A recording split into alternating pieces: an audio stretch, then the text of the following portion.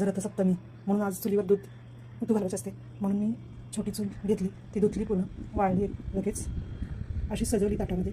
त्या ताट्यापुट्या बागेतून आणल्या. परत इथे सर्व तयारी केली पूजेची, दिवे लावले, कापूर ठेवला, हळदी कुंकू घेतलं. तर आता मी हळदी कुंकूला लावते 5 ठिकाणी. हळदी कुंकू लावून चुलीची पूजा करायची. तर आता वारे थांबलेले, ज्योती छान लागलेले. आता आम्ही ओवाळून घेते, हळदी कुंकू घालून चुलीची पूजा करते. उदबत्त्या लावून घेतल्यात, साखर टाकून घेते, पाय पडते. तर चूल पेटवून राहिले.